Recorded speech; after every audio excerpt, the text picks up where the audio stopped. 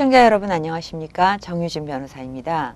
오늘 이 시간에는 컨슈머 프로드 케이스의 한 예를 좀 이렇게 설명하면서 말씀드리고자 합니다. 소규모 비즈니스, 스몰 비즈니스를 운영하는 우리 대부분의 한인 상인들한테 좀 필요한 정보일 것 같아서 말씀을 드리는데요. 전에 한번 크레딧 카드 머신 케이스를 얘기를 한 적이 있지만 최근에 이제 했었던 케이스 중에 이제 뭐 세탁업을 하시는데 유틸리티 빌 같은 거에 대해서 이제 서비스를 한다 하면서 보통 PSENG를 많이 쓰죠. 그런데 서플라이 서비스를 자기 회사를 사용하면 그 PSENG의 기본 빌 외에 그 서플라이어는 오히려 더 경쟁적으로 저렴한 가격에 사용할 수 있다. 뭐 이런 식으로 이제 그 세일즈 하시는 분들이 오셔가지고 그 서비스를 사용하신 경우가 있었어요. 그런데 이제 일반적으로 크레딧 카드 머신이든 비즈니스를 하시다 보면 여러 가지 서비스나 뭐 빌들을 대하게 되시는데, 이런 세일즈 랩이 와가지고 이제 뭐 여러 가지 세일즈 피치를 합니다. 뭐 픽스드 레이스로 어떻게 하고 기간이 어떻게 되면 어떻게 디스카운트가 되고. 이제 우리 한인 상인들 분들 같은 경우는 아는 분이라든지 아니면 뭐 굉장히 좋은 굿딜이다 싶으면은 하시는 경우가 많은데, 제 고객 같은 경우도 이제 아는 분이 세일즈 랩이고 도와주고 싶어서 뭐 그 돈이 그 돈이니까 뭐 이렇게 해가지고 이제 새로운 서비스를 사용하게 됐습니다. 한동안은 문제가 없었는데 한 1년쯤 지나자 어느 달에 갑자기 평소에 한 300~400불 받던 유틸리티 빌이 막 3,000불씩이나 나오는 그런 일이 있어서 이게 어떻게 된 것이냐 하고 세일즈 랩한테 연락을 했더니 알아보겠다 해가지고 이제 그 유틸리티 빌 인보이스를 갖고 간 겁니다. 그런데 세일즈 랩이 뭐 자세한 내용을 알아보기는커녕 그 책임을 안 지고 결국은 돈을 내셔야 될 것 같다 하다가 회사를 떠났습니다. 그러고 나서 한 6~7개월 지나서 그 컴퍼니 자체에서는 회사 카운슬을, 그러니까 변호사를 통해서 이제 그 비즈니스 오너를 수를 했고, 근데 이분의 경우에는 그 수를 당하셨는데도 이제 정확한 엔티티 네임이 정확하지도 않았고, 그러기는 하지만은 그냥 무시하고 일관했습니다. 그리고 이제 세일즈 랩을 찾으시려고 그랬는데 그제서야 이제 그 세일즈 하셨던 분이 떠났다는 걸 알게 되셨고요.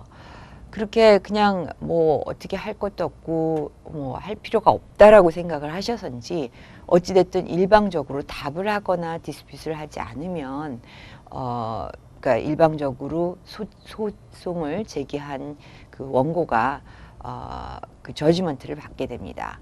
그 저지먼트를 받고 서브를 하고 그 다음에 이제 컬렉션 프로세스로 들어가면은 더 어떤 재산이 있고 어떤 은행 어카운트가 있는지 뭐 소셜 번호라든지 회사에 관련된 인포메이션이라든지 뭐 이런 거를 법원 명령식으로 그 수피나 그러니까 무조건 소환해서 받아내는 그런 작업을 하게 됩니다.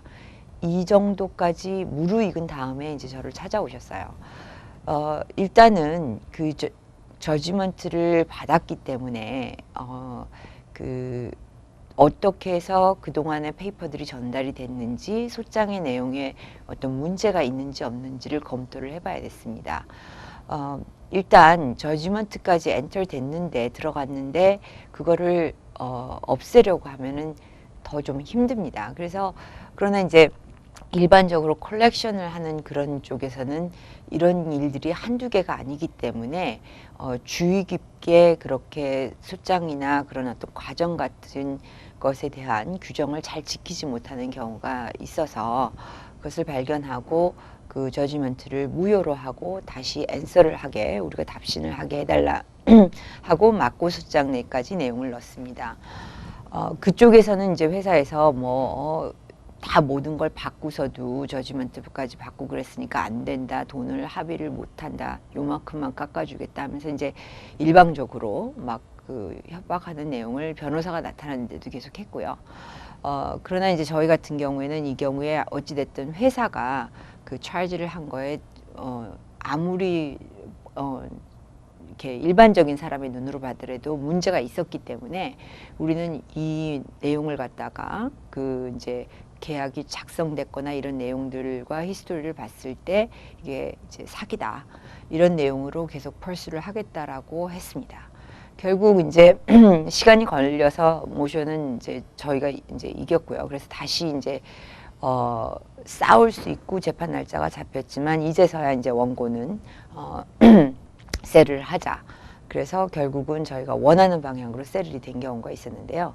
전에 한번 말씀드렸던 크레딧 카드 머신 케이스처럼 그 경우도 이제 세일스 랩이 와서 뭐 더 좋은 거다 이렇게 해가지고 서명을 하셨는데 뭐 피가 차지가 안 된다 그러고 회사에서 서명을 해오면서는 피를 몰래 차지를 하고 그러니까 집어넣고 숫자를 그리고 피를 차지하기 시작하셨는데요.